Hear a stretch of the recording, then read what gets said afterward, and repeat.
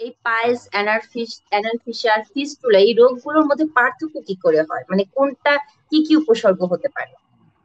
না, আমাদের কমন মানে সাধারণ মানুষের ধারণা যে মলদ্বারে ব্যথা হোক, পুজ পানি পড়ুক অথবা রক্ত যাক, যে কোনো কিছু হলেই সবাই বলে পাইলস।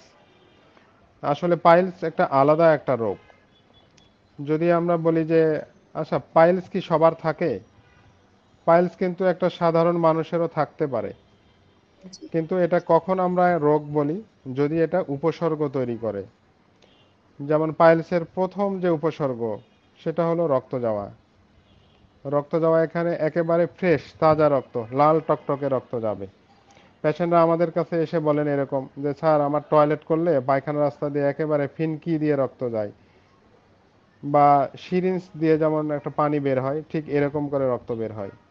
বা অনেক সময় কেউ কেউ এসে বলে স্যার ফোঁটায় ফোঁটায় রক্ত বের হয়। মানে পাইলসের প্রধান যে উপসর্গ সেটা হলো রক্ত যাওয়া, তাজা রক্ত। সাধারণত কালো মরা রক্ত এখানে যায় না, একেবারে তাজা রক্ত যায়। আর এখানে ইউজুয়ালি সাধারণত কোনো ব্যথা থাকবে না পাইলসে।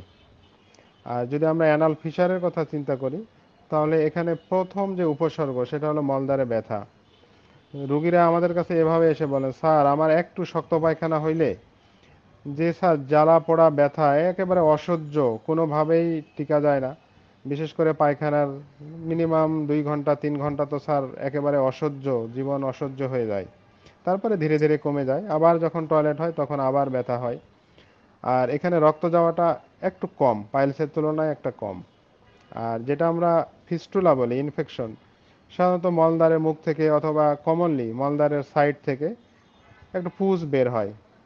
সেটা সবসময়ও বের হতে পারে অথবা মাঝে মাঝে হঠাৎ করে একটু ফুলে যায়। ফুলে গিয়ে পুজ পানি বের হয়ে ফুলাটা ভালো হয়ে যায়, রুগীরা মনে করেন যে না ভালোই হয়ে গেছি। কিছুদিন পরে আবার ফুলে ওঠে, আবার মানে সাইক্লিক্যাল ভাবে এটা চলতে থাকে। সাধারণত আমাদের যে মলদ্বারে কমন এই তিনটা রোগ এই তিন ভাবে প্রেজেন্ট করে। অ্যানাল ফিশারের প্রথম ব্যথা, পাইলসের প্রথম রক্ত যাওয়া, আর ফিস্টুলার কমন প্রেজেন্টেশন বা প্রথম পুজ পানি যাওয়া।